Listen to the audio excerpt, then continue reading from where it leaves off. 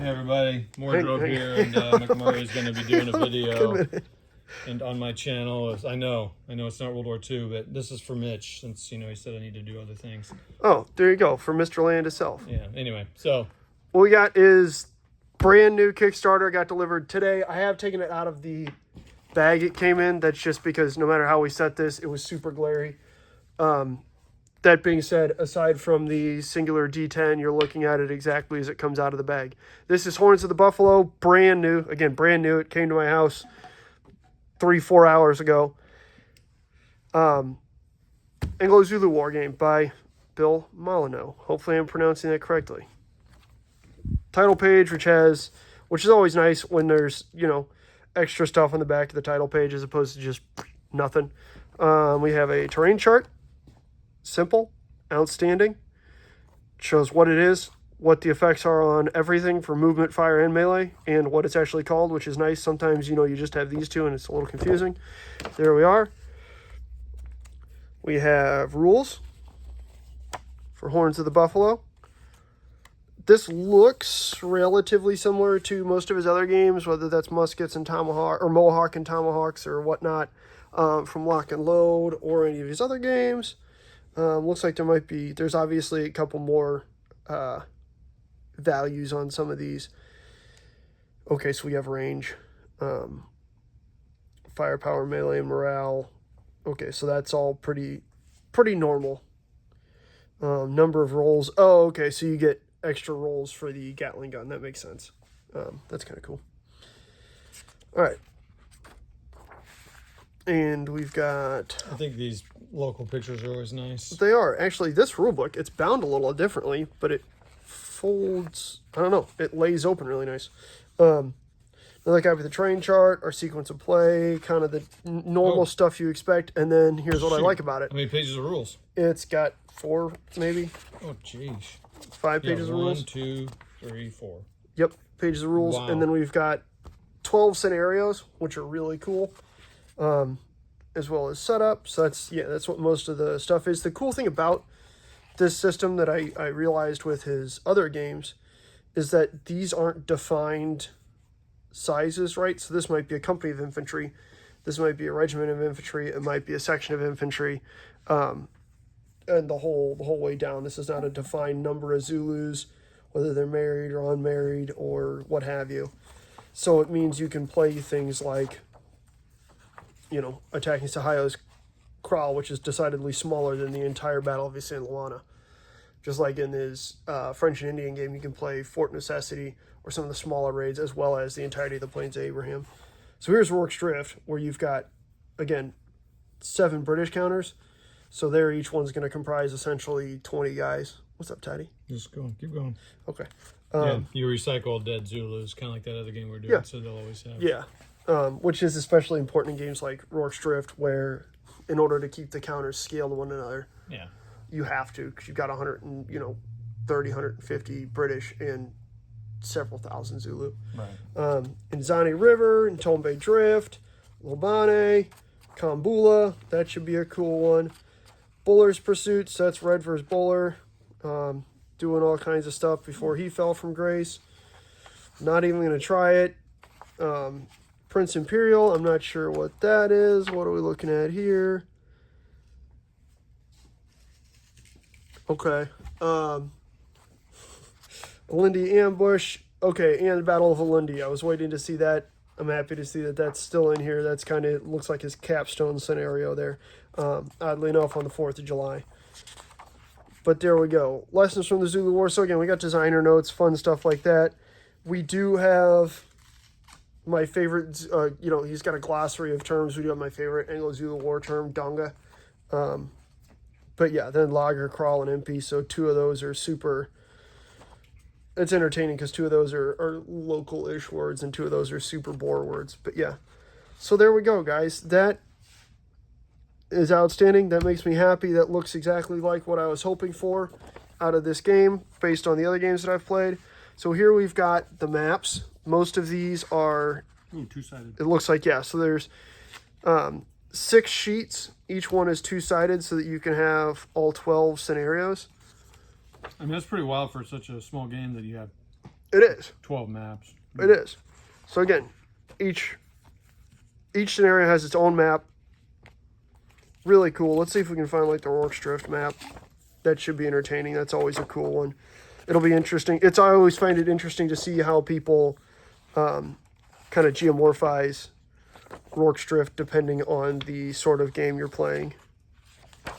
You know what I mean? Just in terms of how you fit a very distinct geographic shape or geometric shape into, here it is, into the hexes.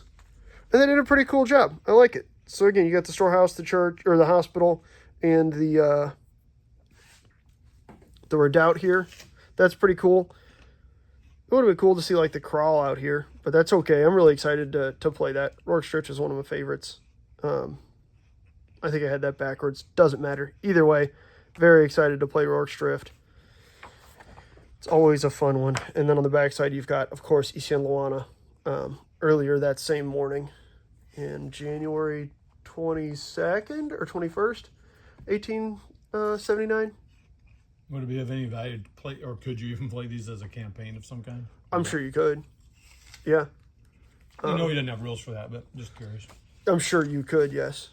One thing to take note of is these are great big hexes. Oh, wow, those actually show up better on screen than they do right here.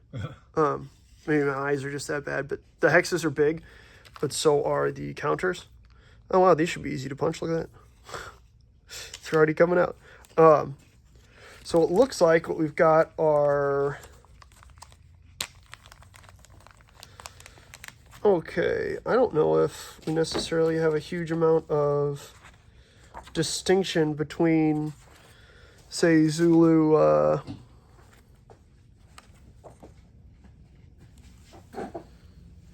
wonder if these are NNC. I think they are.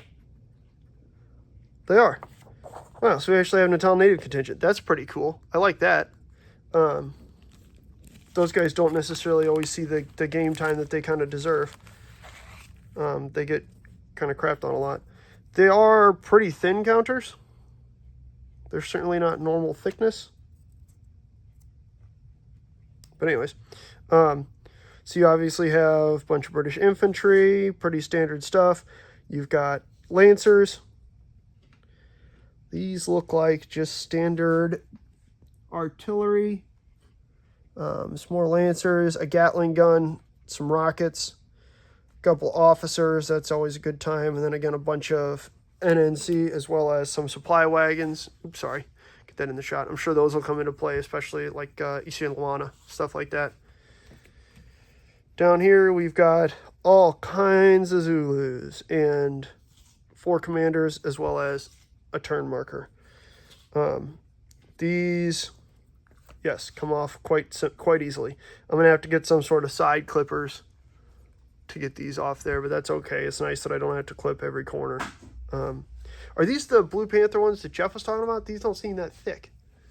I don't know who printed these. I don't think they are. I know. I think he's moving to Blue Panther. He's moving to entirely Blue Panther. I don't think these are Blue Panther counters, so to speak. But yeah, so that's Horns of the Buffalo. I am quite excited to get this thing on the table. It should be quick, fun to play, pretty simple. But the nice thing about that is you can play through all these scenarios and not have to burn, a month and a half, 4 months to play 12 games. You can play a game or two a night. Oh yeah, it seems like it. Cool. If not a little more. Like that's what I did with his French and Indian war game from Lock and Load. It was quite fun. And again, pretty easy to make in miniatures.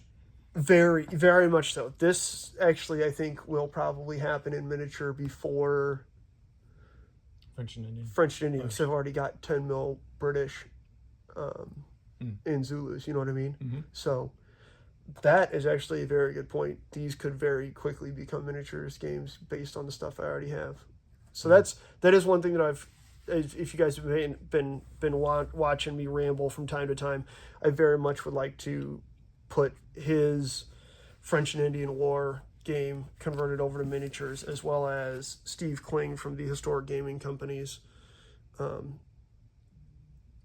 St. Louis, or yeah, sorry. I'm just looking at those. Those are beautiful counters, man. The art is great. They look very, very nice. Cool. But yeah, so pretty excited. You can still buy it, I assume. You can still buy it. There is a slight changeover in. He's been talking about how there is a slight changeover in. Oh, geez, what do you call it? In production, because they are going to be all produced by Blue Panther now. So they sent them all out to the Kickstarter stuff, and I think they're retooling. You can buy it as a PDF, which honestly, this game lends itself really well to being bought as a PDF because you don't have to make 400 counters. For most of these scenarios, you can make a dozen, 2-3 dozen counters at the most, and then you'll be good. So you print out the map, which is 2 sheets of paper. That's the whole size of the map.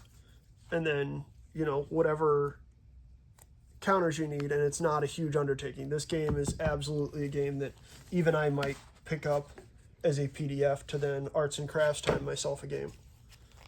Cool. But yeah, so there we go, guys. Horns of the Buffalo by Bill Melno himself. I hope I'm pronouncing that correctly, but there we go.